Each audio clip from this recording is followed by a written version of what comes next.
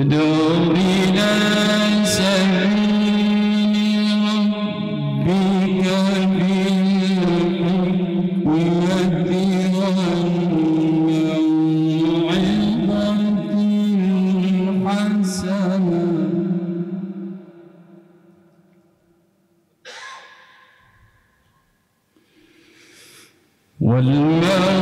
والموعظة الحسنة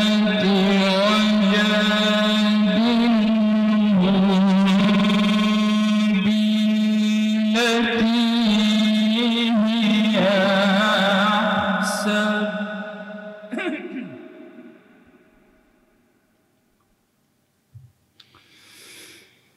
إن ربك هو أعلم بمن ضل عن سبيله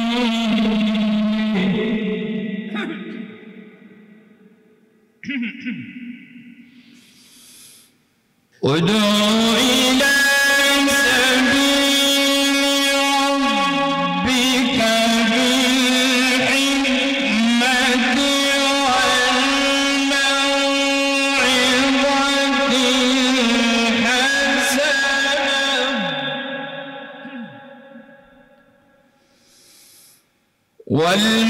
والموعظة الحسنة وجادلهم بالتي هي أحسن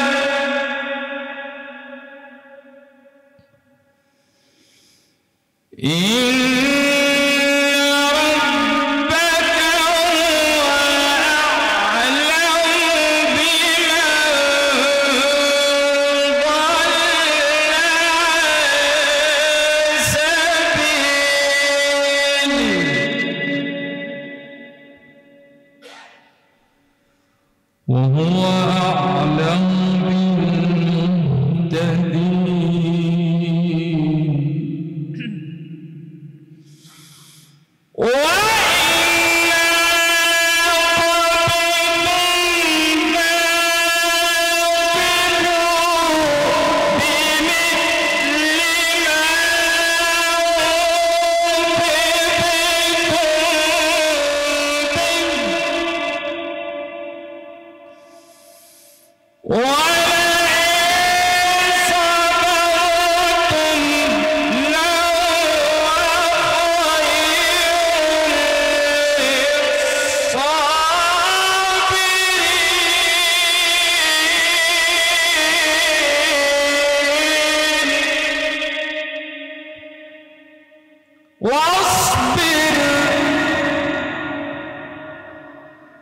واصبر وما صبرك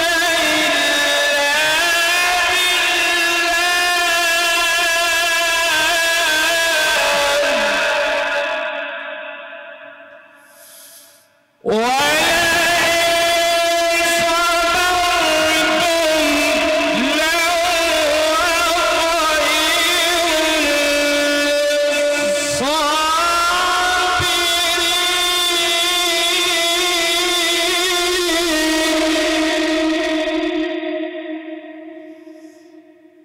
واصبر وما صبرك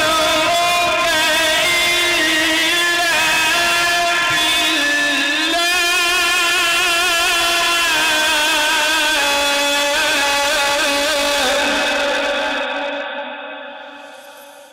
واصبر وما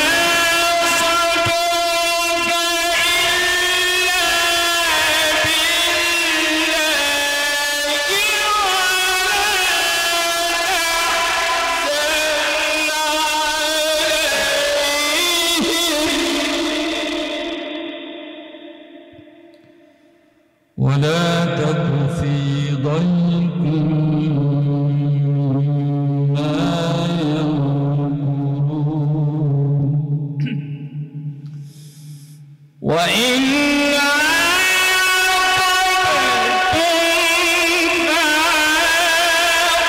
فعاقبوا بمثل ما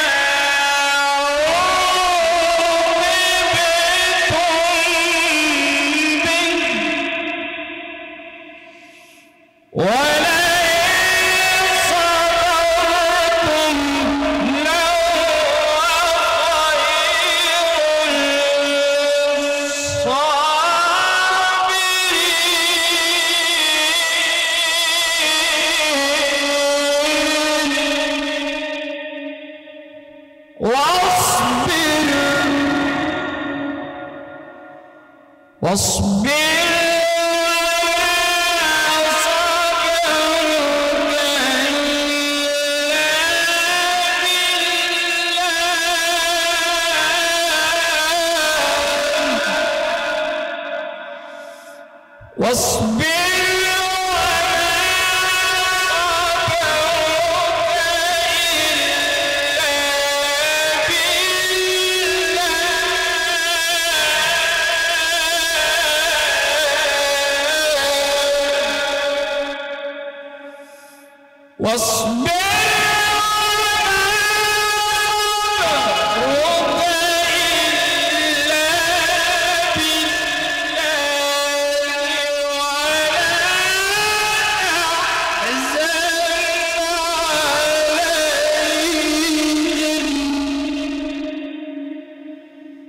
واصبر وما صبرك إلا بالله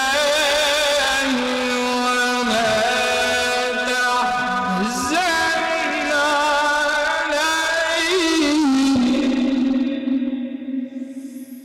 ولا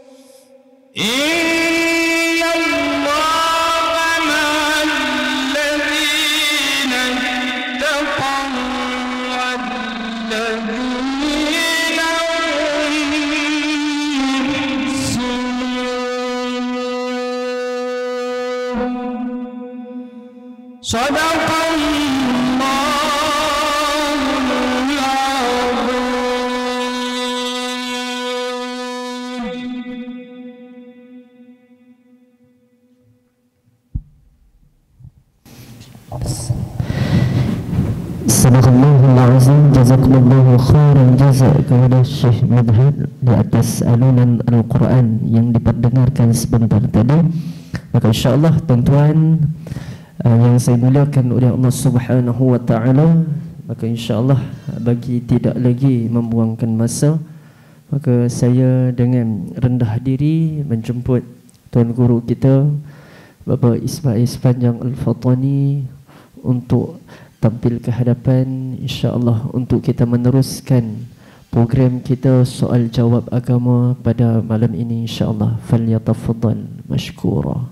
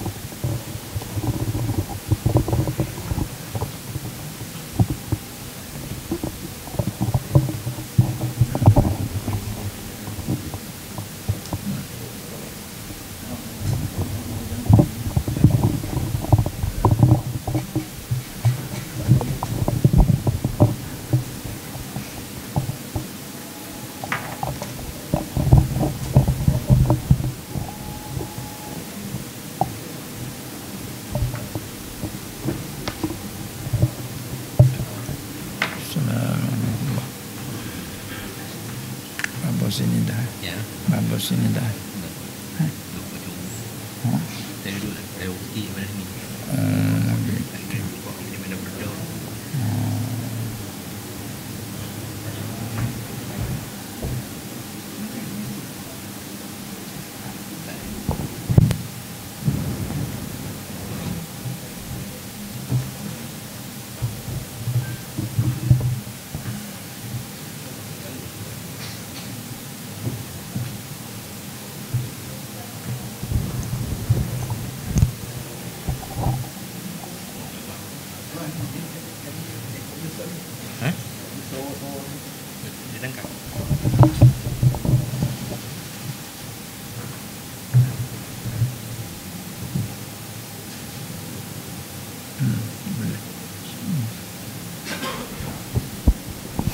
Bismillahirrahmanirrahim. Alhamdulillah rabbil alamin wassalatu wassalamu ala Rasulillah wa ala alihi washabbihi wa man walah.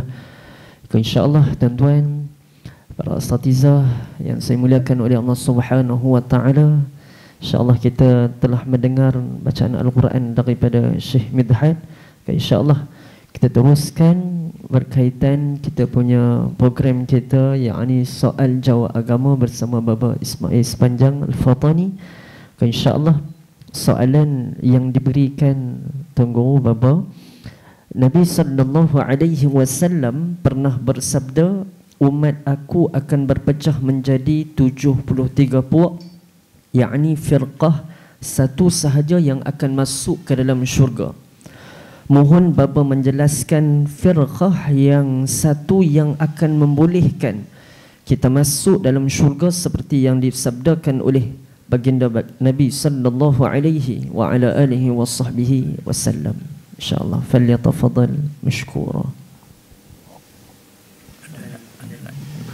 Dan soalan yang seterusnya, pada masa kini kita lihat umat Islam sangat sibuk dengan urusan kerja, dengan gadgetnya dan lain-lain yang serba sibuk, hingga ramai yang melewatkan waktu solat di akhir-akhir waktu sampai solat jadi tergesa-gesa.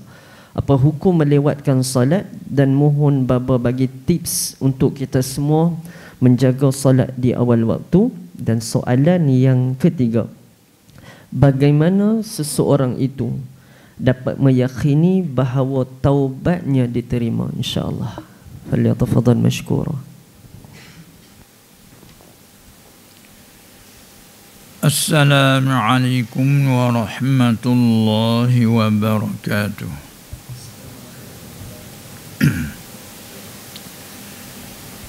Bismillahirrahmanirrahim. Alhamdulillahi rabbil alamin. Al-Malikil Haqqil Mubin. Alladhi ja'alana min ibadihil muttaqin. Alladhi nastathnahum 'anil khusranil mubin.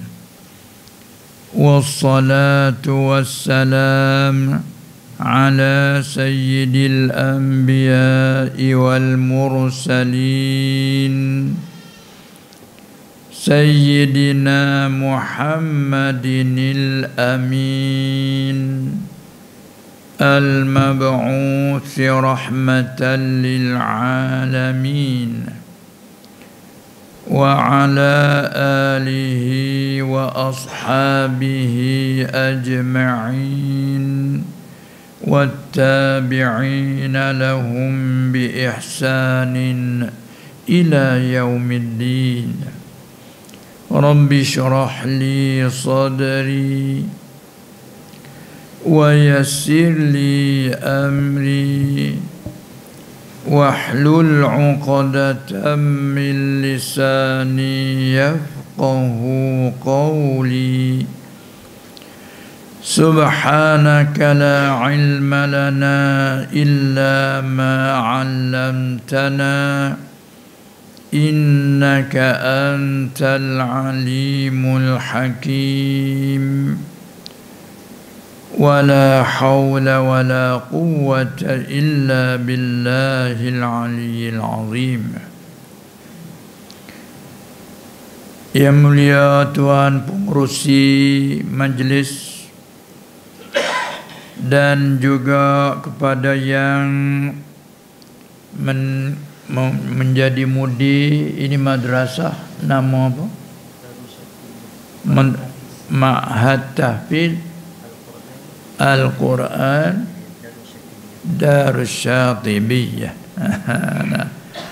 Dan juga kepada semua ahli jawatan kuasa ma'had, mudirnya dan guru-guru yang bertugas dan kepada semua adik-adik pelajar yang sedang belajar, terutama dalam menghafazkan Quran.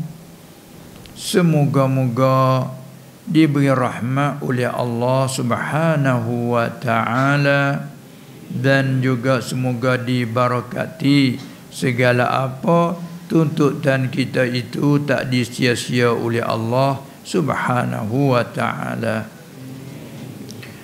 Jadi alhamdulillah, syukur kita ke hadrat Allah Subhanahu wa taala, Tuhan yang menciptakan sekalian alam, sebagaimana itu merupakan suatu pegangan bagi kita orang Islam.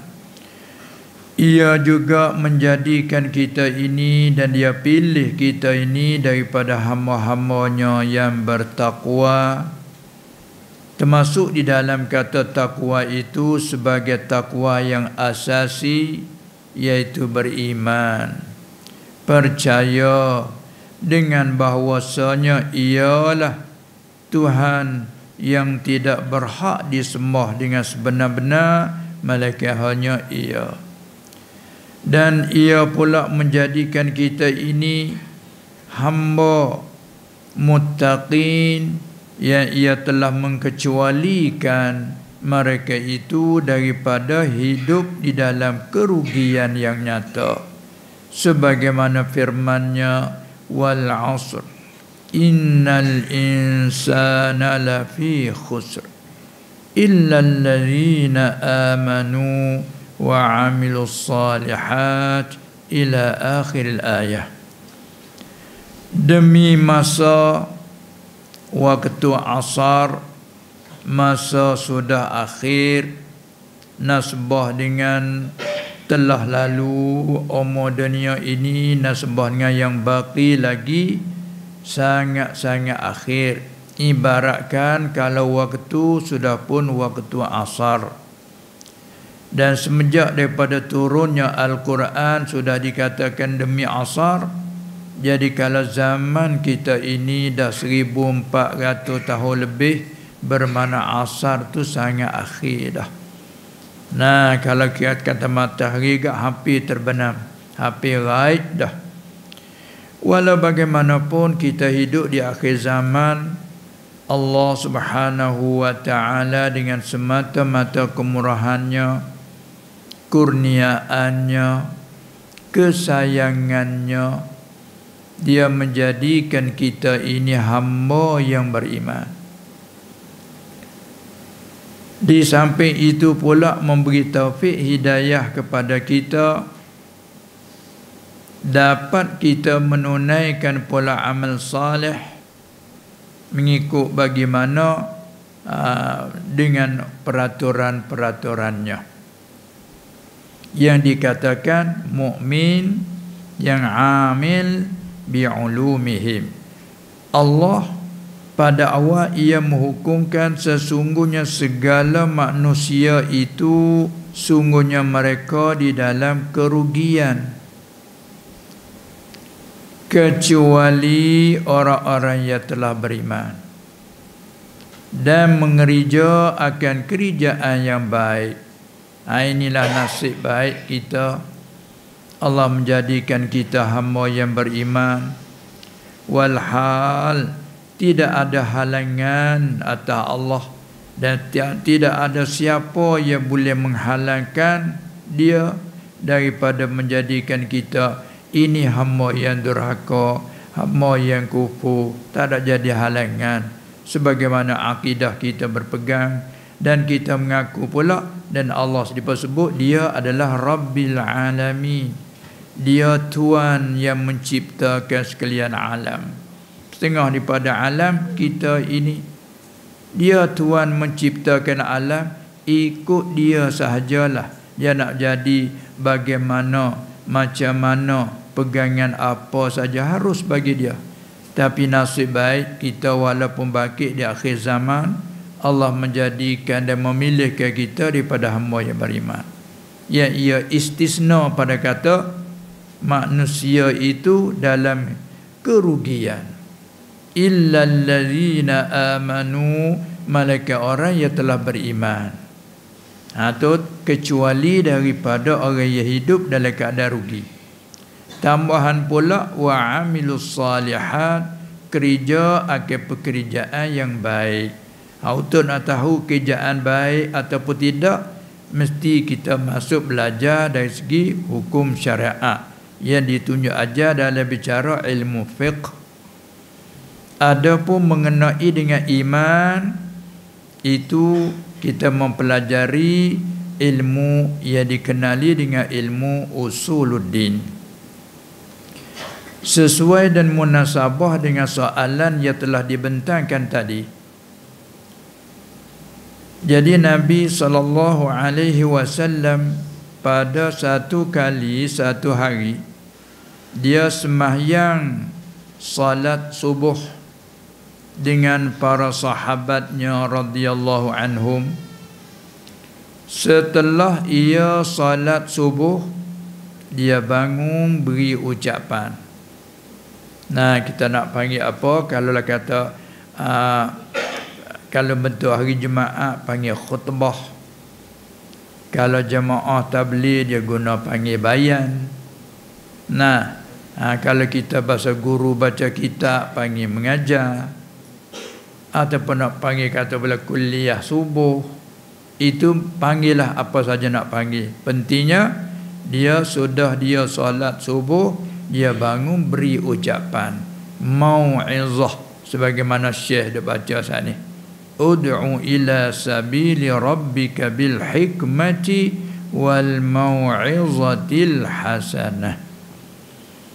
Bila beri ucapan dia tu satu ucapan yang telah diceritakan oleh setengah sahabat, di antaranya Khirbad bin Sariyah radhiyallahu anhu. Ia menyatakan ucapan Rasulullah sallallahu alaihi wasallam pada kali itu satu ucapan yang gemetar hati-hati para sahabat. Ketar. Nah, bahasa kampung panggil ketar, ke panggil apa luar sini? Ketar. Ketar. Ketar hati para sahabat hingga sampai nampak zuhir badan tu. Berdenyut-denyut. Hebatnya ucapan Rasulullah sallallahu alaihi wasallam pada hari itu. Dan juga menitis air mata. Menitis air mata dengan ucapan. Lalu puak sahabat kata, "Ya Rasulullah, ucapan engkau di kali ini ka'annahu mau'izatu muwaddi'." Seakan-akan ucapan engkau hari ini ucapan orang yang mau meninggal dunia. Seolah-olah orang nak meninggal dunia. Disengkau oleh puak sahabat kerana hebat ucapan dia hari itu. Tapi dia tidak sebut dalam hadis itu ucapan apakah. Selepas pada itu sahabat seka kata Rasulullah sallallahu alaihi wasallam nak meninggal dunia. Lalu tu puak sahabat tanya, "Ya Rasulullah, famaza ta'hadu ilaina?" Maka apakah engkau ingin berpesan kepada kami? Bagi-bagi lapar riwayat. Engkau nak pesan apa kepada kami? Seolah-olah engkau mau meninggal dunia. Apa engkau nak pesan kepada kami? Ketika itu Rasulullah sallallahu alaihi wasallam bersabda, "Usikum bitaqwallahi was-sam'i wat-tha'ah wa in ta'ammara 'alaikum 'abdun habasyiyyun atau kama qala." Di situ ada bagai-bagai riwayat. Maksudnya usikum, aku wasiat. Itu kita jawab Arab wasiat nah. Bila Melayu kita betul panggil apa? Pesan. Pesan nah. Aku pesan akan kamu bitaqwallah, dengan takut dengan hirau akan Allah. Dia pesan. Jadi sekalimah dia terpesan tu pendek tapi min jawami'il kalim. Karena makna taqwa Allah dia ada 3 martabat. Taqwa dengan mana asas iaitu beriman. Jadi alhamdulillah kita ada iman. Taqwa yang kedua iaitu dengan mana imtisalul awamir wajtinabun nawahi. Imtisalul awamiri iaitu junjung ataupun tunaikan segala perintahnya. Wajtinabun nawahi dan menjauhi segala tegahan ataupun larangannya, larangan Allah. Gak dalam hidup kita ni tak sunyi pada dua itulah. Semua perkara tak sunyi daripada perkara yang ditegah oleh agama dan juga perkara yang disuruh, yang diperintah oleh agama, ini oleh Allah. Tak sunyi pada itu. Kemudian makna taqwa ni meliputi taqwa yang pertama iaitu asas beriman. Atas pada itu junjungkan segala suruhan dan menjauhi akan segala tegahan.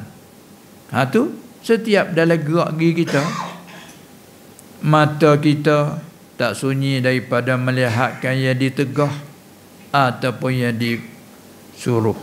Begitu telinga kita tak sunyi daripada mendengarkan yang disuruh dan juga yang ditegah. Kaki kita berlangkah tak lepas pada kepada yang ditegah dan yang disuruh. Tak sunyilah. Tangan kita menjepuk, mencapai, mengholor, mengambil, tak sunyi pada ambil yang disuruh dan yang ditegah. Tak sunyi pada tu. Nah, patut ada di tengah, orang panggil dia antara yang disuruh dengan yang ditegah, iaitu panggil perkara mubah yang dibiarkan. Apa dibiarkan? Tak ada kata suruh dan tidak kata tegah. Biar yang dibiar dalam kitab panggil perkara yang harus pada syarak. Tak sunyilah daripada itu. Kemudian apabila begitu, mari sebut satu pula, was-sam'i wat-tha'ah. Sedangkan as-sam'i asal arti mendengar. Maksud mendengar makna menerima. Wat-tha'ah patuh, ikut. Seperti ada sebut, kita mesti taat kepada ibu bapa, kita mesti taat kepada guru, kita mesti taat kepada Allah dan Rasul. Taat arti mengikut. Maka semua perkataan taat maknanya dan juga sam arti mendengar, yakni menerima, semua tu dah masuk di dalam taqwa Allah. Tapi mengeluar suku, kalau orang mengaji kaedah panggil min adfil khas 'alal 'am. Seperti ayat hafizu 'alas salawati was salatil wusta. Kamu peliharakanlah segala sembahyang, termasuk segala sembahyang 5 waktu. Kemudian sebut semula pula was salatil wusta, dan sembahyang wusta, sembahyang yang lebih. Nah, sembahyang hak lain. Apakah sembahyang wusta? Khilaf di kalangan ulama. Kau yang sahih solat asar. Ada juga kata solat subuh. Baik. Jadi bermakna kata sedangkan solat asar baik, solat subuh dah masuk di dalam kata hafizu 'ala salawat. Tapi sebut lagi wasalatil wusta, nak menunjukkan bahawa solat wusta ni ada lagi keistimewaan dia di atas solat-solat yang lain. Begitu Allah dalam hadis ni, aku wasiat, aku pesankan kamu dengan taqwa Allah, dengan takutkan Allah, meliputi habis dah. Nah, dari segi apa akidah, dari segi pegangan kita beriman dengan Allah, maksudnya taqwa Allah. Setelah kita beriman dengan Allah, buatkan yang disuruh, menjauhi yang dilarang, semua maksudnya taqwa Allah. Tiba-tiba mai sebut suku, dan aku berpesan akan kamu dengan mendengar, dengan menerima. Kerana menerima tu maksud dalam kata taqwa Allah. Tapi sebut suku Inak nyata kata penting. Sebab tu kita sebagai anak pelajar, bila guru-guru, ustaz-ustaz beri nasihat kepada kita, tunjuk ajar kepada kita, kita sebagai murid sifat menerima. Terima ajaran daripada guru. Dan sifat kita sebagai murid taat kepada guru. Nah, begitu juga dengan ayah, dengan ibu bapa kita pun kita disuruh dengar apa yang dia memberi pesanan, dan kita taat selama tidak bercanggah dengan syarak itu. Sebagaimana maklum dalam hadis lain kata la ta'ata li makhluqin fi ma'siyatil khaliqi. Tidak ada taat patuh ke makhluk pada barang yang dirakakan Allah. Nah, baik. Kemudian lepas tu dia sambung lagi. Sebab apa dia pesan begitu? Sehingga datang pula suatu perkataan orang mengaji kaedah panggil ghayah. Dan jika jadi amir atas kamu, jadi pemimpin atas kamu itu oleh abdun hamba habasyiyun, ya bahasa Habasyah yang berkulit hitam. Jadi maksudnya sekalipun yang ada pimpin kamu itu hamba, dari segi pangkat hamba ni kuranglah. Sekalipun fardu takdir, walah hamba tak boleh jadi pemimpin. Fardu takdir, kalau hamba sekalipun takdir kata ada satu masa hamba boleh jadi pemimpin. Fardu takdir, sekalipun mu kena dengar, mu kena patuh. Maksudnya begitu. Walaupun jadi pemimpin tu huduh orangnya, hitam orangnya, di segi pandangan mata kepala tu huduh, sekalipun mu kena dengar, mu kena patuh. Itu pesanan dia. Tepat yang munasabah dengan soalnya ialah sebab apa ya ia pesan begitu. Pesan suruh patuh, pesan suruh dengar dan taqwa Allah. Kerana fa innahu man ya'ish minkum ba'di fasayara ikhtilafan katsira. Kerana sesungguhnya barang siapa hidup daripada kamu selepas aku, yakni ba'da wafati, selepas daripada aku wafat, selepas daripada mati aku kelak, katakanlah mu fardu takdir umummu dipanjang oleh Allah, siapa hidup lepas pada aku, lepas pada mati aku, fasayara ikhtilafan katsira, maka selagi lihatlah ia akan perselisihan yang banyak. Tu dia beritahu kita dah tu. Jadi apa perselisihan yang berlaku? Ini sedekah Rasulullah sallallahu alaihi wasallam. Tiba-tiba timbul perselisihan banyak. Benar hak dia rakyat dah. Kata lagi akan berlaku perselisihan yang banyak. Oleh itu dia pesannya taqwa Allah. Jadi iman tadi. Nah, dia pesan pula as-sam'i wa ta'ah. Tu bila kita meliputi dalam tiga, semoga-moga selamat. Sebab lagi akan siapa yang hidup panjang umur selepas daripada mati aku, maka selagi lihatlah perselisihan yang banyak. Apabila perselisihan yang banyak, bagaimana cara? Seolah-olah sahabat tanya, ya Rasulullah, bagaimanakah sekiranya kalau kami dipanjangkan umur, sempat masa tersebut, dapat masa tersebut, masa perselisihan banyak, lalu dia wasiat lagi, fa'alaikum bisunnati, maka tetap atas kamu itu, lazim atas kamu itu dengan jalanan aku, wa sunnatil khulafa'ir rasyidinal mahdiyina min ba'di, dan turut ikut jalanan khulafa pengganti-pengganti aku selepas daripada aku. Dia mereka yang dihidayahkan oleh Allah. Jadi itu pesanan dia.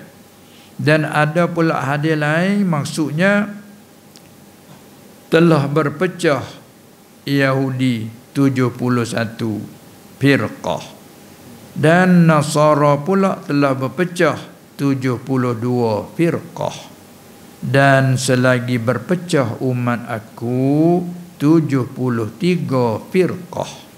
Itu dia menyatakan Kemudian dalam 73 firqah, iaitu semuanya dia umumkan dulu.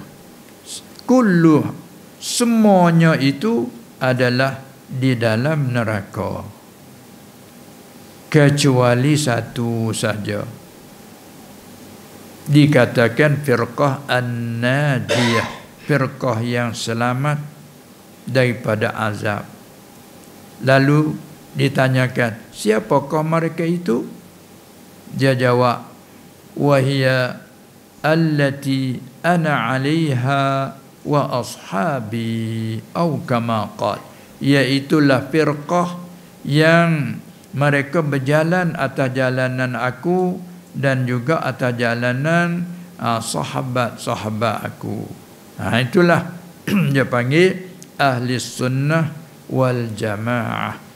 Itu kita terbit nama dia. Siapa dia hari ni pun kita kenal nama. Nah, walaupun tak kenal tuan setara mana tu, tapi nama kita kenal ahli sunnah wal jamaah. Maka untuk kita nak kenal dia, mestilah kita belajar akidah, kitab-kitab yang dikarang, disusun oleh ulama daripada ahli sunnah wal jamaah. Nah, itu untuk kita nak kenal dia tu. Masalahnya banyak sangat. Banyak sangat. Cuma itulah pesanan dia. Kemudian tepat kita perlu kita belajar antara lain, maknanya ada setengah ulama hurai kata, jadi siapa dia hak dikhanaki kata sataftariqu ummati, selagi berpecah oleh umat aku. Murad umat aku situ siapa? Karena kita maklum bila sebut umat Nabi Muhammad sallallahu alaihi wasallam terbit dua pengertian. Satu dipanggil ummatud da'wah, umat yang telah sampai seruan Nabi sallallahu alaihi wasallam kepadanya. Itu panggil ummatud da'wah. Maka apabila sampai seruan kepadanya, ada yang terima, ada yang tak terima. Maka hak umum kita panggil ummatud da'wah. Kemudian apabila sampai seruan kepada mereka, ada hak yang terima. Hak terima tu panggil ummatul ijabah, yakni puak muslimin. Orang menerima memeluk agama Islam panggil ummatul ijabah. Lain pada tu masalah ummatud da'wah. Semua tu umat dia. Hak terima memeluk agama dia, yakni agama Islam dimaksudkan, maka panggil ummatul ijabah. Maka dalam hadis kata selagi berpecah oleh umat aku, murad umatku ummatul ijabah, hak terima Islam dah. Tu pecah tu. Pecah itulah kepada beberapa firqah. Maka dia ukur kata semua tu neraka kecuali satu. Apa tu maksud apa maknanya? Di sini ulama yang halusi dalam membicaranya, semuanya neraka itu kita kena klik kepada akidah ahli sunnah sesuai dengan tu. Jadi akidah ahli sunnah mengenai dengan azab di akhirat yang kita tengok dia mati. Ahli sunnah kita, ya kita ni tak sunyi. Walau firqah, berapa firqah panggillah tak kiralah. Tepat tengok innamal a'malu bil khawatim. Hanya segala kerjaan kita itu bersangkut dengan khawatim, segala kesudahan. Tengok kesudahan kita, yakni mati kita di atas apa. Kita punya dua tu ya. Nak panggil apa nama agama tak kiralah, panggil nama agama banyak bukan. Firqah pun banyak, tak payah sebut. Tapi tepat naknya segalanya tempat kita duduk di khawatim, di hujung jatuh kesudahan kita, yakni semasa roh kita bercerai daripada badan tu, mati di atas apa? Dia dua aja, iman dengan kufur, dua tu ya. Tentang nak panggil firqah panggil lah.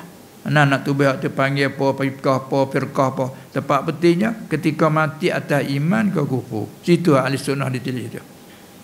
Kemudian katakanlah wa imma mati di atas iman, wa imma mati di atas kufur. Nak bercakapnya mati di atas iman.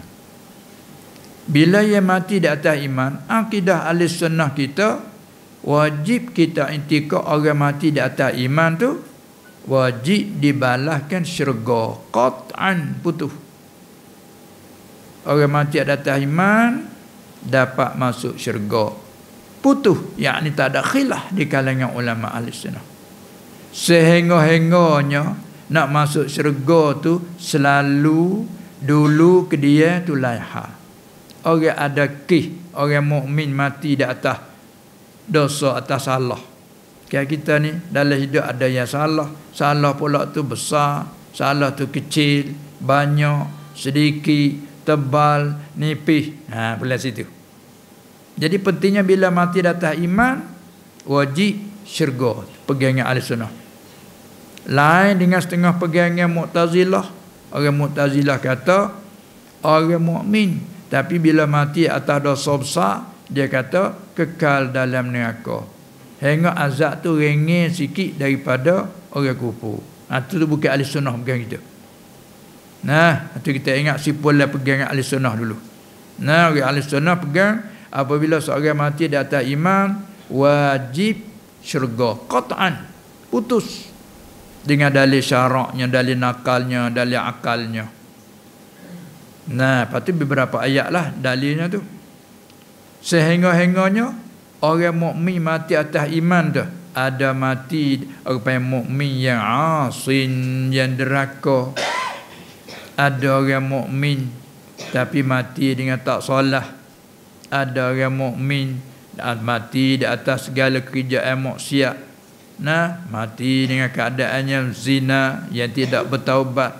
Mati dengan keadaannya mabuk yang tidak bertaubat. Pai mukmin asalkan apabila iktikad dia, sekalipun dia kerja maksiat dosa besar, dia kerja dosa besar di segi undang-undang peraturan syariat panggil dosa besar, seperti zina dosa besar, bunuh orang dengan zalim dosa besar kecak tu syariat Islam. Tapi kalau tanya dari segi i'tikad pegangnya dia mengaku kata haram. Zina mengaku kata haram. Tapi dia melaku juga itu nafsu dia tak terkawal nafsu. Dia tak boleh nak lawan mujahadah nafsu, salah nafsu mengalahkan dia. Kalau ingat kata duk bertanding ke nafsu dengan dia, nafsu boleh mengalahkan dia. Sebab tu dia jatuh dalam maksiat yang tarik di nafsu ni kejap tak sabar. Tapi i'tikad kalau tanya bagaimana peganganmu mengenai dengan zina, dia mengaku haram, dosa besar dia mengaku. Derakakan ibu bapa, apa pegangan kamu? Haram, dosa besar. Dia kenapa kamu hidup lawan? Dia kata tahu kata dosa besar, tapi jerakah ibu-ibu dia kata. Jerakah ibu. Kita orang muda, ibu dah tua. Kadang-kadang ibu kita suruh itu sikit suruh hop. Suruh semua. Masalah tak apa tu. Sedangkan Quran kata wala taqul lahuma uff. Tak ada apa jerakah gitu, sekadar kata pergi ambil itu sikit. Atau bangun dengan masa tu. Tapi bila ditanya apakah hukum deraka ke bapa, haram, dosa besar, mengaku. Maka dia panggil usuluddin tu. Iman tak tanggah. Kalau balik hak wajib pula, seperti solat 5 waktu, dia tak solat. Tapi kalau tanya apakah hukum solat 5 waktu atau orang Islam, wajib, dia mengaku penuh-penuh wajib. Puasa bulan Ramadan bagi orang yang sihat cukup syarat, dia mengaku wajib sekalipun dia tidak solat, sekalipun dia tidak bersiam berpuasa. Apa tu? Mukmin. Cara hukum mukmin. Lepas tu bila dia tetap taubat, orang mukmin yang berdosa, yang deraka kepada Allah. Bila orang mukmin mati, katakanlah mati di atas iman. Mati atas iman tapi kesalahan tak solat dia, kesalahan kerja maksiat, dosa besar tak taubat, orang mati dalam berdosa. Ini berkecek tu undang-undang. Lepas tu masalah ampun tak ampun serah pada Allah. Atau akidah ahli sunnah. Bila mati di atas iman, wajib syurga, akidah tak ahli sunnah. Hinganya azab dulu, tu pulalah kepada tahta masyiatillah. Kehendak Allah lah. Jika dia nak ampun, itu kemurahan dia. Kalau dia nak menyeksa, itu keadilan dia. Tu akidah ahli sunnah dari situ. Adapun bila orang mati di atas kufur, hak tu putus azab neraka, tidak dapat syurga. Ini janji daripada Allah. Tu akidah ahli sunnah dari situ. Sebab tu apabila kata 72 lagi ni, hak 71 katakanlah hak najiyah, orang yang lepas iktikad dia sah, amalan soleh dia cukup, maka hak tu katakanlah najiyah. Hak 72 lagi, hak kata maksudnya kata semua tu neraka malaikat satu, semua neraka dia orang apa? Tu kelekat tadi. Kalau dia tu akidah dia tu silap daripada jalannya ahli sunnah tapi tak membawa pada kufur, maka dia panggil mukmin. Tapi dia salah dari segi akidah tu, terlari daripada ahli sunnah, tu serah pada Allah Taala. Mana gitu.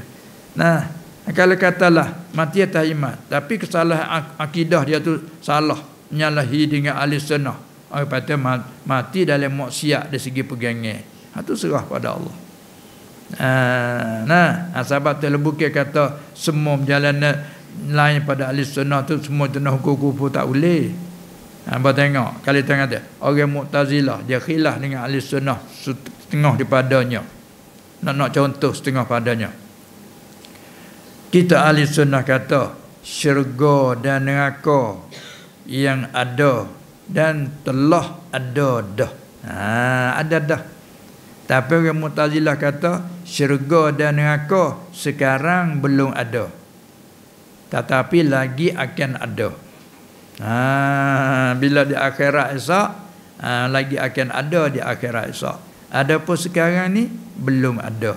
Tu pegangan ahli sunnah. Tu kalau kata apa tu? Sesat dari jalan ahli sunnah. Tapi ahli sunnah tak hukum kata mereka kufur. Kenapa? Kerana pegangan dia ada orang kata dalil bagi dia. Begitu juga dia tolak kata apa? Kita ahli sunnah kata orang mukmin mati atas iman, di akhirat esok janji daripada Allah boleh melihat zat yang maha mulia, lebih lagi nikmat daripada syurga, melihat zat Allah. Orang Mu'tazilah kata mustahil melihat zat Allah. Yang tercanggah tu. Apa yang Mu'tazilah? Apa Mu'tazilah? Firqah yang tergelincir dari jalanan ahli sunnah. Dan ada pula firqah Qadariyah. Qadariyah tu dua pula huraian. Qadariyah hak qadim dulu, dia nafi terus qada dan qadar. Maknanya bukan Allah tahu sedia, hanya Allah baru je tahu. Tu. Tu Qadariyah yang menafikan ilmu Allah. Mana Allah hanya baru tahu seperti kita baru tahulah. Tekah belum berlaku, kita tak tahu lebih dulu. Apabila berlaku, baru tahu kata benda jadi gini. Sebelum tak tahu. Maka ada juga orang pergi kata Allah hanya baru tahu ketika berlaku. Belum berlaku Allah tak tahu. Tu yang panggil Qadariyah qadim. Apa qadim? Mereka ini menafi qada qada. Mana menafi rukun iman satu. Tu ada kufur tu. Lepas tu ada satu Qadariyah lagi. Qadariyah dengan mana menafi qudrat. Dengan bahawa dia kata atau bukan dengan bahawa dia kata kudrat hamba boleh bekah pada segala perbuatan ikhtiari. Dia Qadariyah tu dia payah masuk di dalam kata Mu'tazilah juga, tapi mubtadi'ah, bukan dihukumkan dengan kufur dak. Jadi klik pada kaedah kita tadi, mana-mana daripada hamba Allah yang mati di atas iman, janjinya wajib syurga.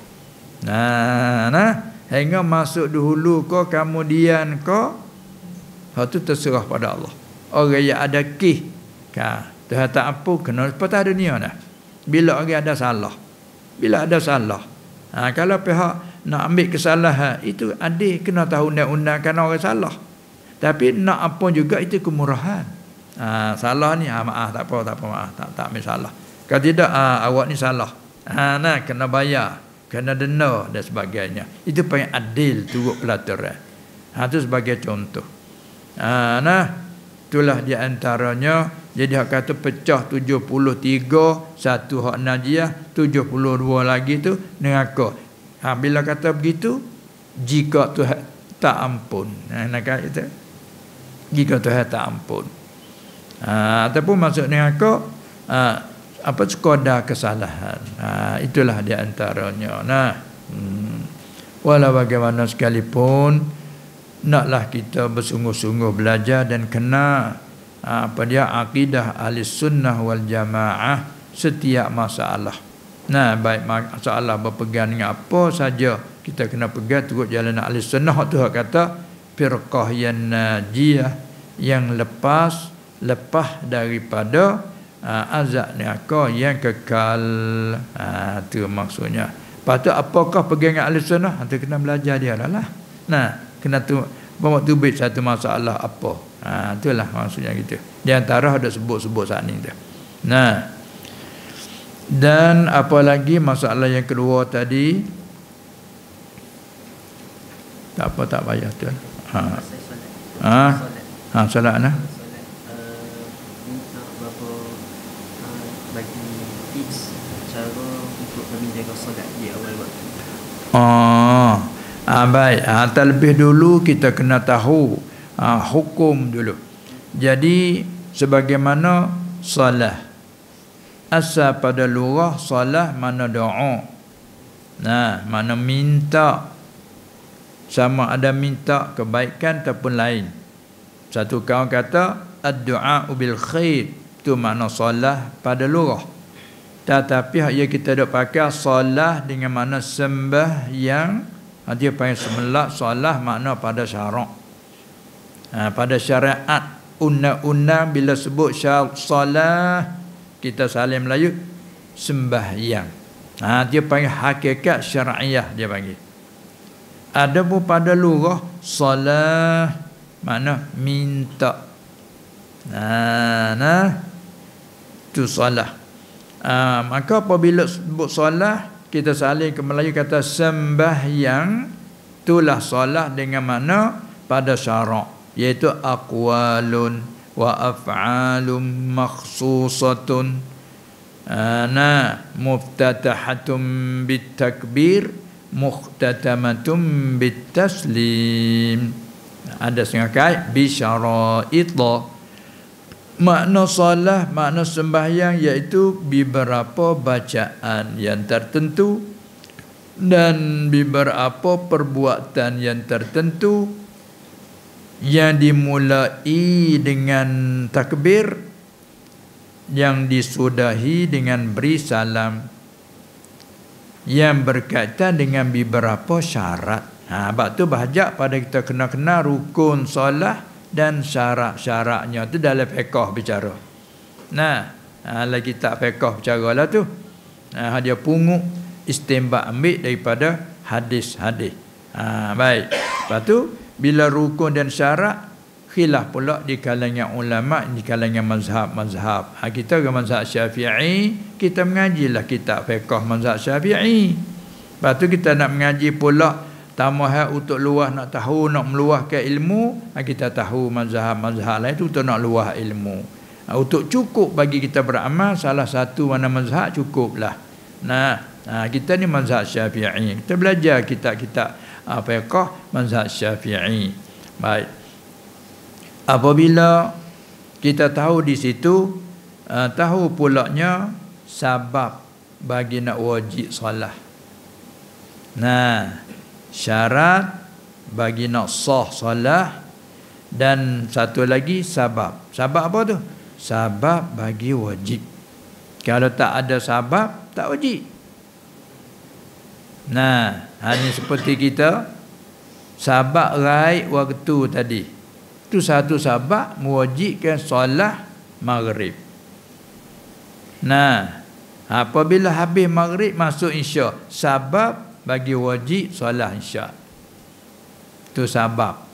Syarat nak wajib, kita punya ni ada akal, panggil akil, dan sampai umur panggil baligh. Tu di antara sabab bagi wajib. Kemudian apabila kata sabab bagi wajib ialah masuk waktu, kena kita kena apa waktu? Zuhur. Nah, masa mana kau zuhur, masa mana kau asar. Atau mana tangga satu tu duk wajib belajar, wajib ain belajar tu. Kerana diwajib atas kita solat, kena apa solat, makna sat ni. Nah, beberapa baik hati kena apa di antara bacaan dia? Takbir, belajar takbir. Bacaan tertentu tu, perbuatan tertentu, rokok, sujud. Tiap-tiap satu dia ada pelajaran dia tu. Lepas tu berkaitan dengan syarat dan sabab. Sabab bagi wajib ialah masuk waktu. Kita kena apakah waktu, masa mana waktu zuhur asar. Setelah masuk kata waktu, bila masuk waktu dah, kita ni pula dah ada akal dan kita siapa umur akhir balik panggil mukallaf. Syarat wajib pun ada, sabab bagi wajib pun dah berlaku. Wajiblah. Maka bila wajib dah, dia ada pula waktu kita sembahyang ni ada yang luas. Nah, ada yang sempit.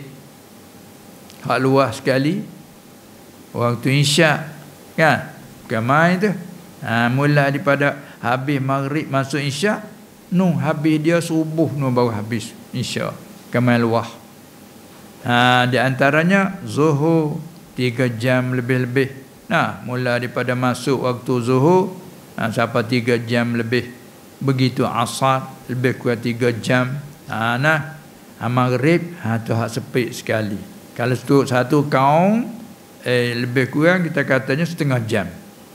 Tapi kita dah amal sekarang ni sejam 10 minit.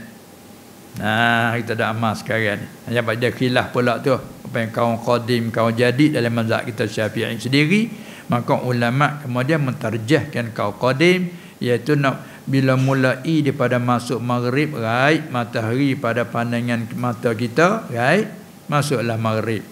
Bila mula-mula tu panggil duk merah di kaki langit, ufuk langit merah, panggil syafaq merah. Kau yang satu kata bila hilang syafaq merah, habislah maghrib. Walaupun kuning dah ada lagi. Tu kau jadi tu. Maka kita tak amal tu. Orang duk tua dengan kau qadim. Iaitu habis syafaq merah tapi masih kuning ada. Maghrib ada lagi. Kemudian habis syafaq kuning, ada nampak putih di sebelah balik maghrib. Kita syafaq putih. Masih tu dah ada, tak masuk isyak lagi. Habis 3 tu. Syafaq merah, syafaq kuning, syafaq putih. Gelap, tutup. Tu masuk isyak. Ni kita doa amal sekarang lebih kurang sejam lebih lah. Sejam 10 minit. Katalah ini maghrib pukul berapa? 7.5 minit. Isyak berapa? 8.20. Bermakna 15 minit. Sejam 15 minit. Sekarang ni masa dia tengok. Dah maghrib 7.5 minit. Manakala isyak 8.20 minit. Bermakna kata masa dia tu, masa maghrib sejam 15 minit. Tu paling jauh dah tu. Kalau tidak tak sampai. Tidak tak sampailah sejam 12, sejam 10 minit, sejam 8 minit. Tengok-tengok masa zaman lah tu lah.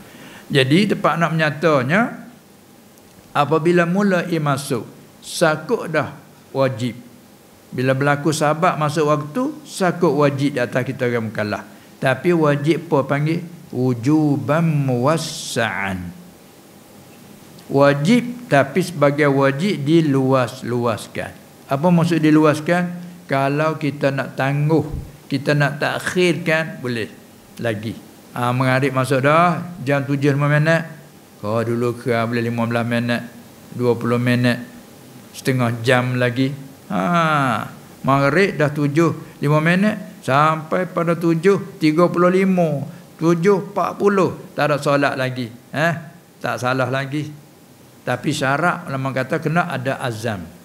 Bila masuk dah waktu maghrib, azam di hati nak semaya maghrib.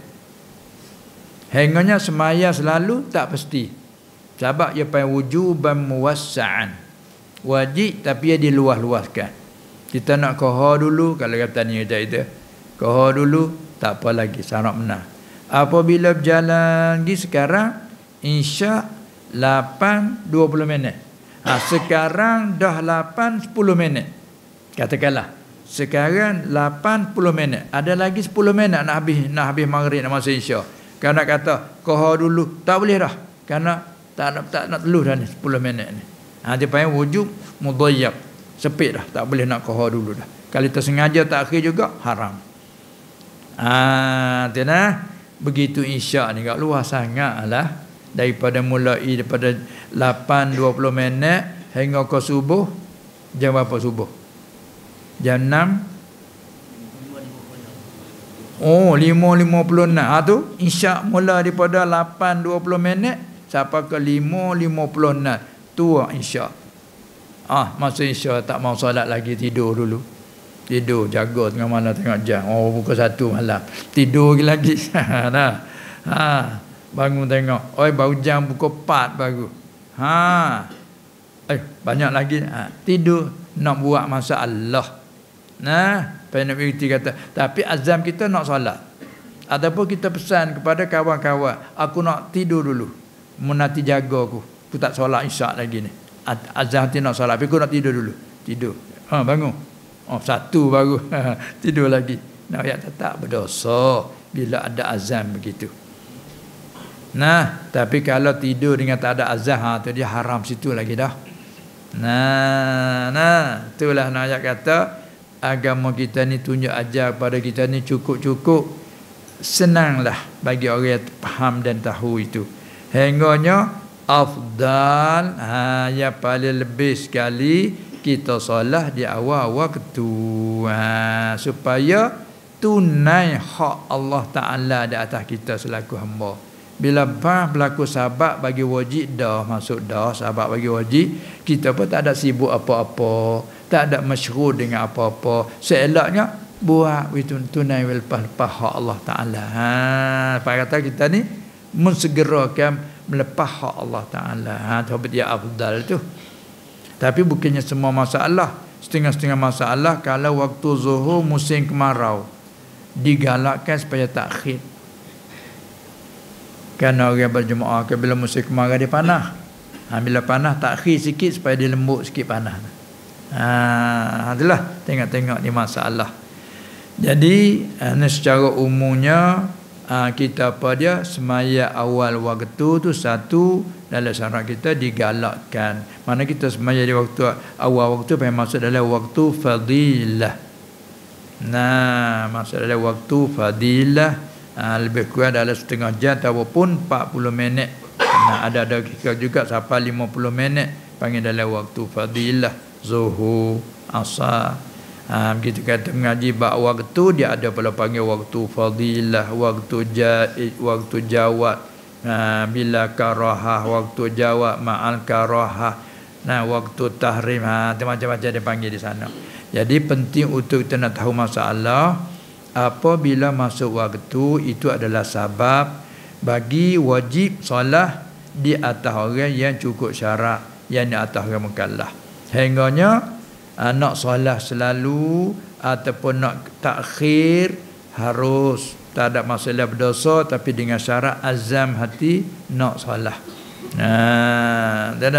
Ada pun masuk waktu mai memutuh hati tak mau solat, itu dia haram dari segi batin. Itulah di antara lain. Semua tu bercaraan tu dalam kitab-kitab fiqh.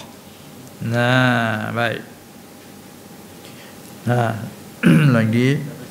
Dalam keadaan yang serba mencabar ini, macam mana kita nak kita selalu persoal takdir. Allah beri ujian, kita bersoal takdir tersebut. Bismillah. Macam mana kita nak letak keyakinan mempersoalkan takdir Allah? Tadi masalah rukun iman tadi. Pertama kali tadi bila sebut dia kata rukun iman. Kalau kita tanya adik-adik ni banyak ingat ni rukun iman ada berapa perkara? Ingat. 6. Cuba bilangkan yang ke-6. Kita bilang yang ke-6. Yang ke-6 beriman dengan apa? Tengok ingat adik-adik. Beriman dengan qada dan qadar. Ada kata kita apa tu ingat. Tapi kalau huraian tu, tu kena mengaji pula. Apa we ingat dulu. Seperti kita dah hafal Quran ni, ingat. We ingat dalam dada. Baca we betul. Kena dengan kaedah, dengan hukum bacaan. Ikhlas dalam membaca walaupun tak faham apa pun. Dalam janji hadis kita ada kelebihan baca Quran. Tapi bukan sudah dengan yang tu. Kita kena tahu makna dia.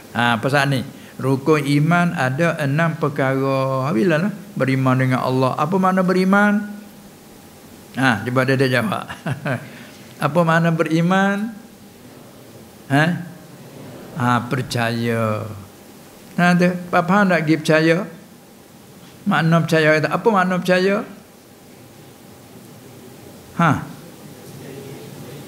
Arak pula dah, pergi ke arak. Tak apa makna percaya? Yakin tak arak pula. Kalau kata beriman, apa makna iman? Percaya. Apa percaya? Yakin. Apa yakin? Itulah. Ini mana katanya? Mana kata yakin kelima arak. Nyata. Kalau orang petani dia panggil nyata cerak. Hari sini tak cakap kali. Tak cakap. Sekadar nyata. Pasti campur dengan arak yakin. Arak yakin. Nyata. Jelas. Panggil juga dah. Nyata. Jelas. Bila kelima kata nyata jelas, patut ulama memberi takrif kata yakin ma la yahtamilun naqidha, barang tidak ada ihtimal lawan. Kalau kita bercakap letak di persen ke, nak panggil yakin ni kena berapa persen? 100. Itu pun tak ada ihtimal. Kalau katakanlah 99, mana ada lagi ihtimal 1 lagi, 1% boleh jadi tidak. Tak, dia kena penuh. Itu kelima perkataan yakin. Sebab lawannya dia tu zan, syak, waham dan jahil. Itu lawannya yakin dah. Yakin ni barang tidak ihtimal lawan. Kalau kata persen dia 100%.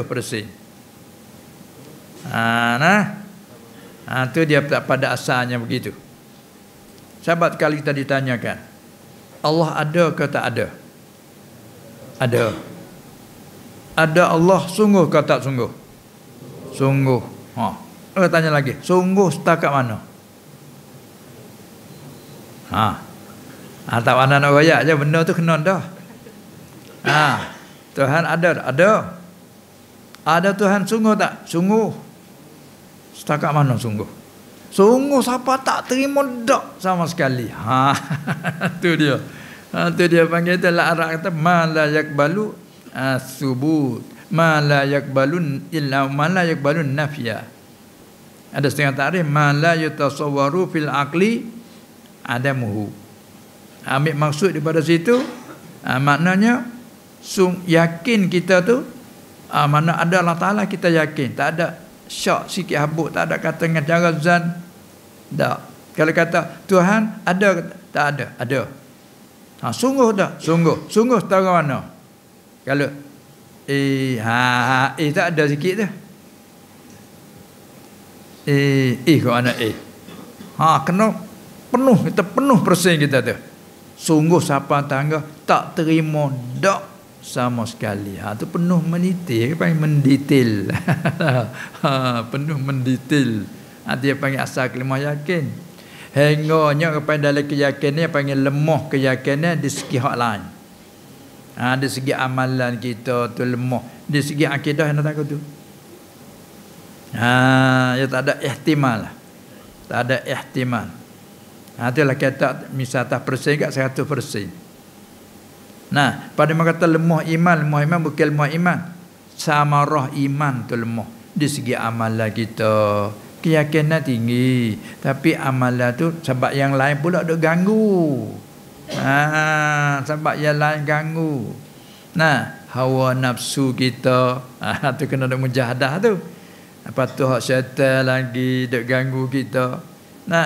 Syaitan tu ada pula syaitan jin, syaitan manusia kan. Wa kadzalika ja'alna likulli nabiyyin aduwan syayatinal insi wal jinn. Allah Taala panggil syaitan manusia, syaitan jin hak tu duk mengganggu dak apa menyebabkan kita tu jadi tu dia. Supaya kita ada pokok dia naik molek dah, akar tunya dia molek elok bagus, pokok bagus, tapi ada hak bahasa ganggu gitu, repih dahan dia gitu. Itu ibarat itu maknanya. Itu dari segi kelemahan iman menyebabkan kelemahan dari segi amalan. Itu dia. Baik. Kemudian apabila kita sapa pada mutabak apa tadi, iaitu yakin, percaya, maka bila kita percaya dengan apa? Ya pertama percaya dengan Allah. Saya katakan rukun iman dah. Percaya dengan Allah. Apa makna percaya dengan Allah? Percaya dengan adanya, sedianya, tu tebik wujud, qidam, baqa. Tu dia tu. Percaya dengan Allah. Apa percaya dengan Allah? Percaya dengan adanya. Sampai tanya, Allah, Tuhan ada kata tak ada? Tu percaya dengan adanya. Kau orang kafir tak percaya adanya Tuhan. Apa kata kalau sekadar percaya dengan ada, sungguh tak ada. Sungguh tangan tak terima tak sama sekali. Itu satu. Lepas tu ada Allah sedianya. Dengan makna tidak ada permulaan. Sebab yang lain ada, tapi ada permulaan. Tiap-tiap satu ada huraian dalam usuluddin. Kita langkah lagi. Percaya dengan segala malaikatnya, itu dengan segala kitabnya. Termasuk Quran. Kita percaya bahawa itu adalah kalam Allah, huraian dalam usuluddin. Kita langkah-langkah lagi. Percaya dengan hari kiamat. Apa makna percaya dengan hari kiamat? Hari kiamat akan berlaku sungguh. Tak ada ya kau berlaku sungguh. Apabila berlaku hari kiamat, mula start pada kiamat tu di mana? Dimula di tiup sangkakala yang pertama. Bila tiup sangkakala pertama akan mati semua yang ada pada masa itu. Hatta sampai ke segala malaikat mati, segala jin mati. Makna setiap yang menyawa yang ada masa itu semua mati. Hak kita tak ada siapa ada mati sebelum lah. Hak mati ketika tu. Hak yang ada masa tu para malaikat semua mati. Hatta Jibril, Mikail, Israfil, Izrail juga cabut nyawa sedih pun mati. Tapi tidak mati dengan tiup sangkakala. Lepas tu Allah memati. Lepas tu apabila mati akan hidup balik. Hidup balik akan dengan tiup sangkakala yang kedua. Kita percaya. Tu mana rukun iman tu, percaya dengan al-yaumil akhir. Percaya dengan Allah, percaya dengan segala kitabnya, percaya dengan segala rasul, percaya dengan segala malaikat, percaya dengan hari akhir, hari kiamat. Apa tu syurga ni aku ada, kita akan kena azab, kita tak ada kena nikmat. Semua tu masalah kata percaya hari akhirat. Tu huraian dalam usuluddin semua tu. Tepat nak percaya dengan soalannya, percaya dengan qada dan qadar. Ni. Apa makna percaya dengan qada dan qadar? Dengan makna semua perkara tak berlaku melainkan dengan Allah melakukannya.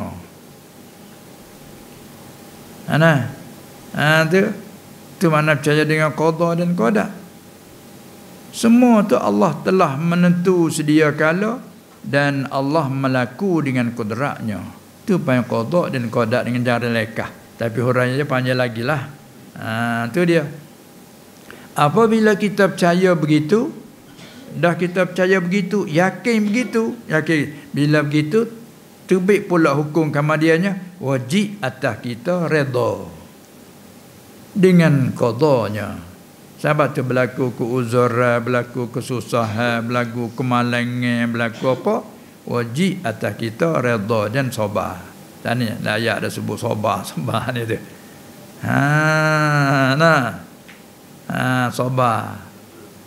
Tu dia. Sebab apa? Sebab kita dalam percaya, kita dah percaya dah qada dan qadar. Apa makna qada dan qadar? Semua perkara tak akan berlaku malaikat dengan melaku oleh Allah. Lepas itu dia mengaji surah Yasin ada sangat ada sebut tu. Innama amruhu idza arada syai'an ay yaqula lahu kun fayakun. Ingat ayat. Nah, sesungguhnya pekerjaan Allah apabila dia kehendak. Kehendak idza arada syai'an, apabila kehendak ia tu kehendak tu kata ibarat pada takluk iradat ya tanjizi dia apabila menentu sedia kala syai'an akan sesuatu perkara ay yaqula lahu, bahawa firman ia Allah bagi suatu dia kehendak Nabi ada itu, kun jadi olehmu fayakun maka jadilah ia. Ini orang ngaji kena tolong dengan ilmu balaghah pula. Bukan mana Allah perintah suruh jadi. Ini kinayah isti'arah daripada kata bila Allah Ta'ala kehendak nak beri jadi, sampai masa dia menjadikan. Bila dia menjadi, saya jadi.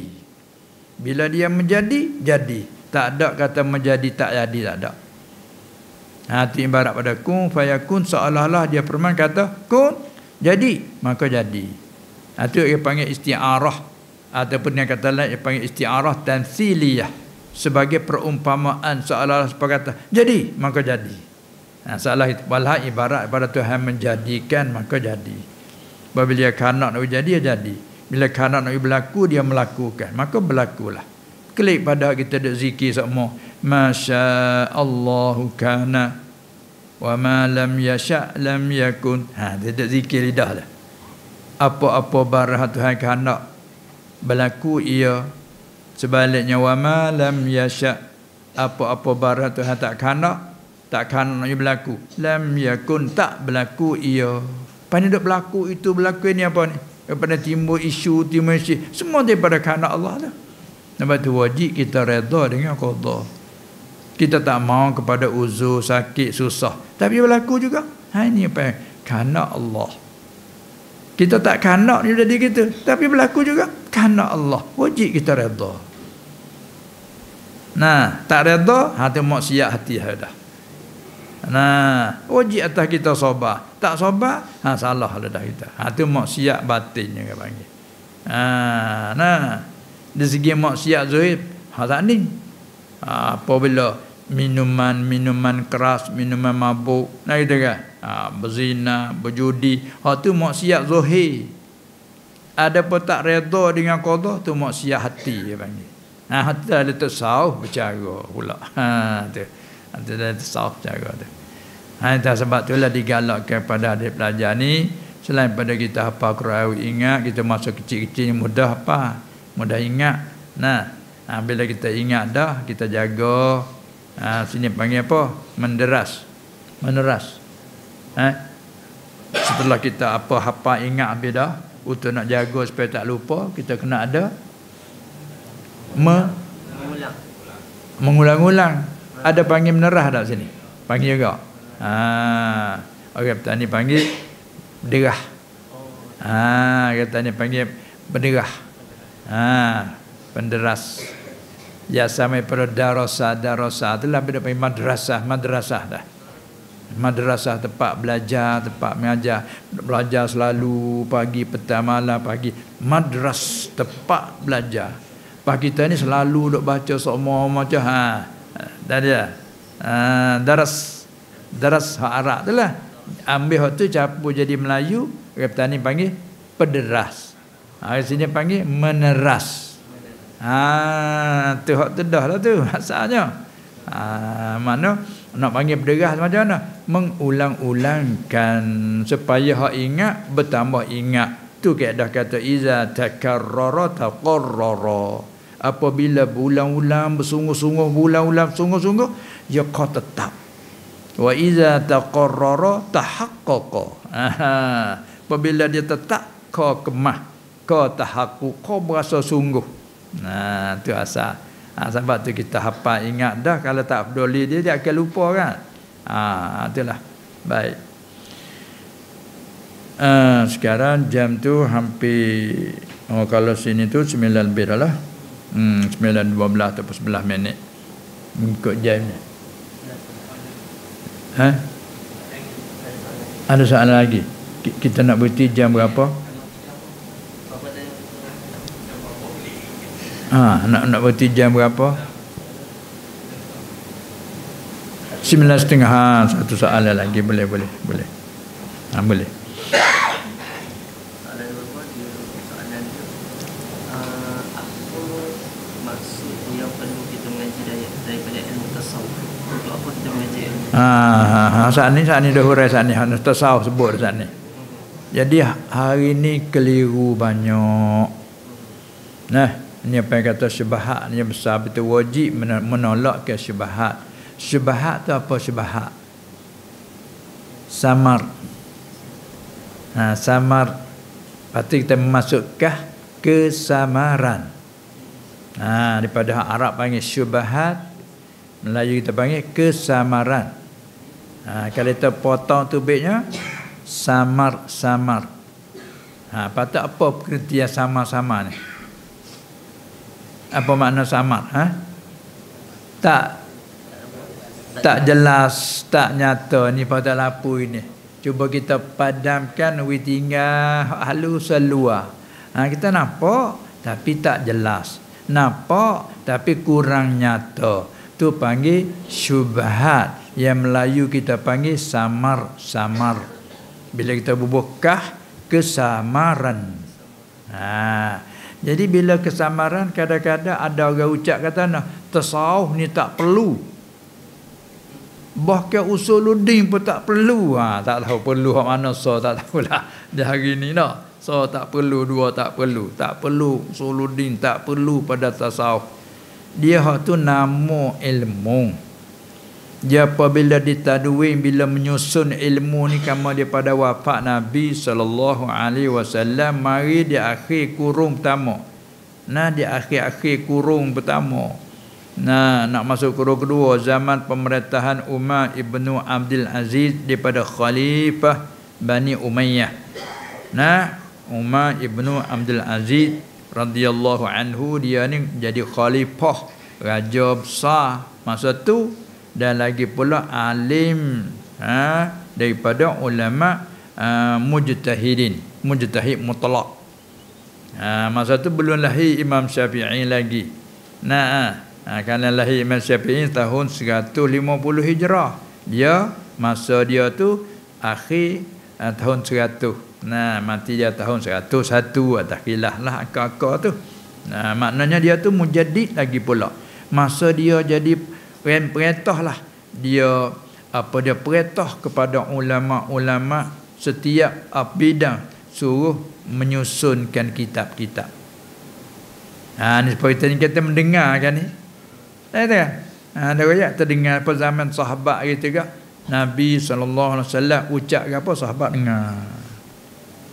Nabi buat ke apa, sahabat tengok.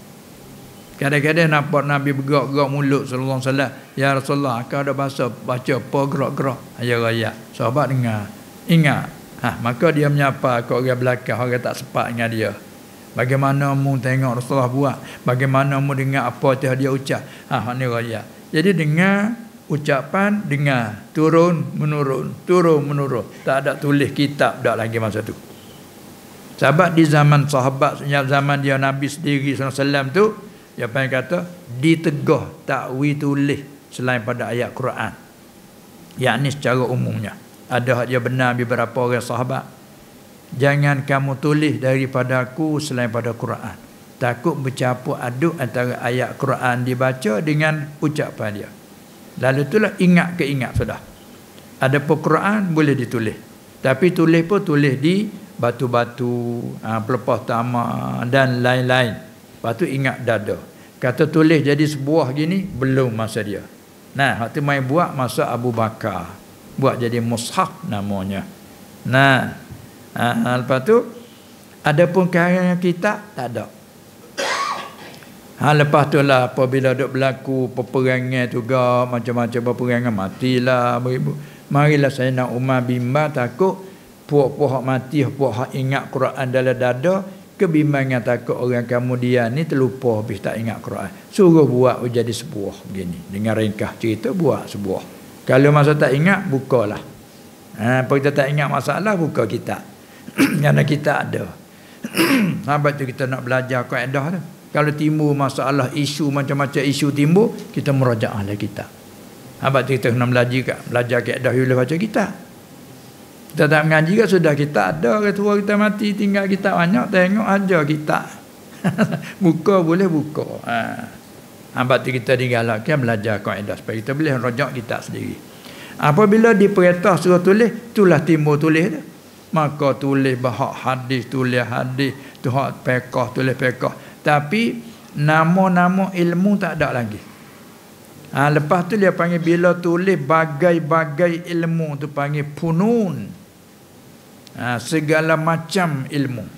Apabila segala macam ilmu nak letak nama apa? Kita dah boleh anak nak letak nama dah lah. Kita pergi buka kapur nak letak nama kapur apa? Ni pun bila tulis jadikan ilmu funun, bagai-bagai ilmu nak letak. Ilmu pada bercara pegangan ni panggil ilmu apa? Letak panggil pan ilmu tauhid. Ilmu bercara ke macam solat, semaya, puasa, zakat, ibadat, cara munakahat, cara apa, menikah kahwin, cara keperaturan dalam hidup, bab jual beli. Nah, letak pan ilmu fiqh, pan al-fiqh. Lepas tu ada ilmu bercarakan hati. Cuba saat ni redha dengan qada. Nah, dan juga mana kita lagi apa kena ada tawaduk. Lawanannya takabur, adanya ikhlas atau hati dah. Lawanannya ujub riya, adanya tamak. Lawannya redha dengan qada. Itu semua tu bercara hati apa? Nak kena hati. Dengan kata lain mengenal diri. Maka ilmu bercara tu panggil apa? Letak nama pan tasawuf. Ilmu bercara hati. Apabila kita faham dah kata ilmu usuluddin bercaraan mengenai iman. Ilmu fiqh bercaraan tentang syariat Islam. Ilmu apa dia? Tasawuf bercaraan dia berkaitan dengan ihsan. Enggak dalam agama kita iman, Islam, ihsan. Ada. Bercara iman ilmu usuluddin, bercara tentang Islam itu syariat fiqh dia panggil. Bercarakan tentang mengenalkan diri hati panggil tasawuf, tu ihsan dia panggil. Maka ambil daripada hadis 3. Jibril alaihissalam bertanya Nabi SAW tentang apakah ia Islam, apakah iman. Hadap kutip rukun situ tu, hadis tu. Bila tanya apakah iman, Nabi SAW jawab 6 perkara. Bila tanya apakah Islam, dia jawab 5 perkara. Apakah ihsan? An ta'budallah ka'annaka tarah fa illam takun tarahu fa innahu yarak. Itu ihsan. Sudah tu dengan rekah dia tanya bila kiamat, akhir tanya alamat kiamat, sudah pergi Jibril. Lepas pada tu Nabi SAW bertemu dengan Sayyidina Umar, katanya setengah kata riwayat 3 hari. Umar, Nabi tanya dia SAW, mu tahu ada Umar siapakah orang bertanya kemari?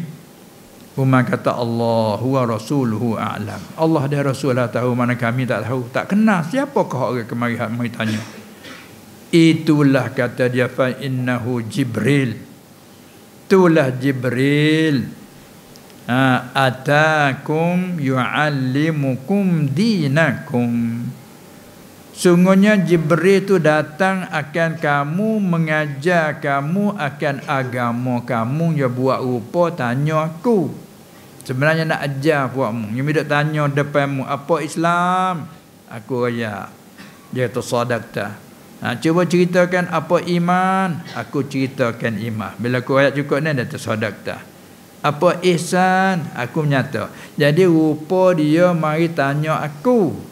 Aku jawab, sebenarnya dia datangkan kamu, mengajarkan kamu. Mengajar apa? Mengajarkan agama kamu. Maka ulama ambil daripada hadis ni kata, bila sebut agama melengkapi iman, Islam, ihsan. Kerana tak bagi ilmu ke, ilmu syarak, usuluddin, fiqh, tasawuf. Tu dia. Nah, apa tu? Tiap-tiap dia ada. Apa dia? Wadih dia, maudhu' dia. Ada apa yang panggil mabadi asyarah.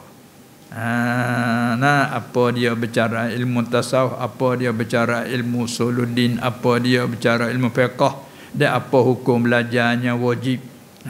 Apakah dalil yang menunjuknya? Tu tiap-tiap nak masuk satu ilmu dia ada mabadi dia. Nah, permulaan untuk kita nak masuk satu-satu bidang tu kita kena tahu dulu permulaan dia. Jadi masalahnya tasawuf mesti kita kena tahu. Hinganya dia ada lapisan dia pula. Kita belajar tahap pertama pada kelas ke? Kelas darjat 1, darjah 2 sampai kelas ibtidai 6 darjat dah. Darjat sini panggil nak panggil apa? Darjat. Darjah panggil waktu. Kita wakaf dengan ha punya darjah. Kalau wakaf dengan ta punya darajat. Nikmat, nikmah. Rahmat, rahmah. Nah, barakat, barakah. Betul dah. Kita sini panggil barakat. Kalau orang Jawa panggil barakah. Nak keberkahan, kata kita. Kita nak kepada keberkatan. Kan kita guna kata keberkatan. Orang Jawa kata keberkahan. Jadi guna itu. Ini pun-pun darajat, darajah. Nah, jadi dia ada darjah dia lah.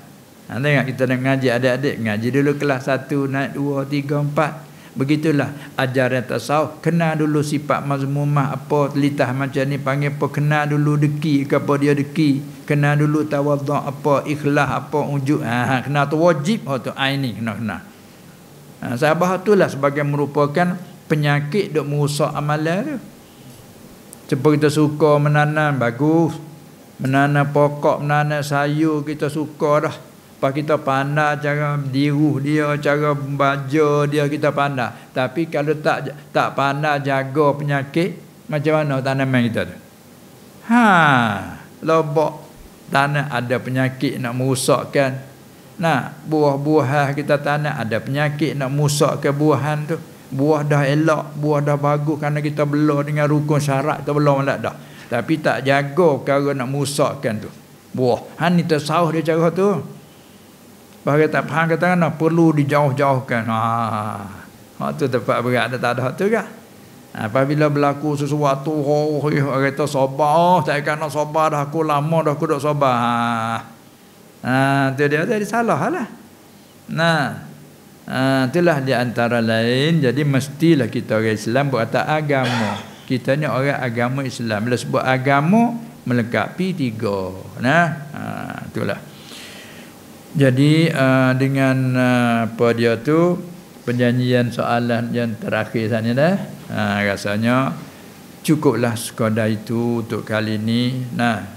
Kemudian semoga-moga apa penyampaian telah disampaikan dan masa yang kita rebut ke peluang keemasan ini semoga tidak disia-sia oleh Allah Subhanahu wa taala. Dan Allah menjanjikan ganjaran orang yang buat baik kepadanya sebagaimana firman, innal ladzina amanu wa amilus solihat inna la nudhi'u ajra man ahsana amala.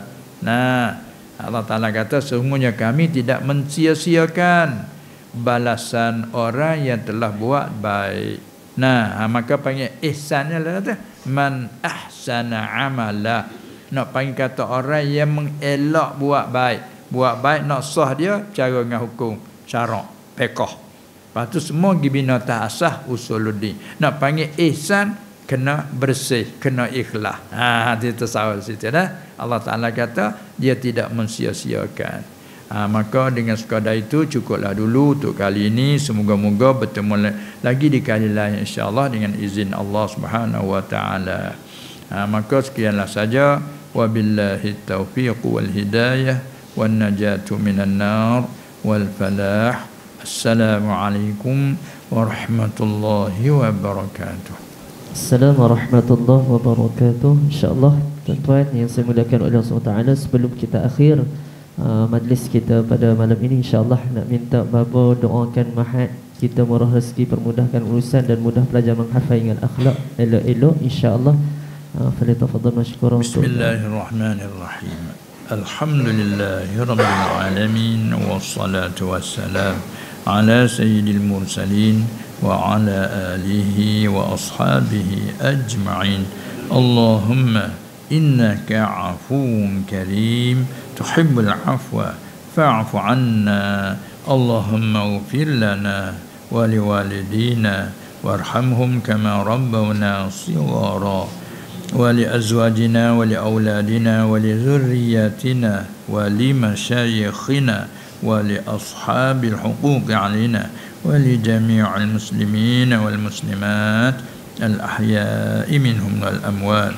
اللهم أرنا الحق حقا وارزقنا اتباعه، وأرنا الباطل باطلا وارزقنا اجتنابه.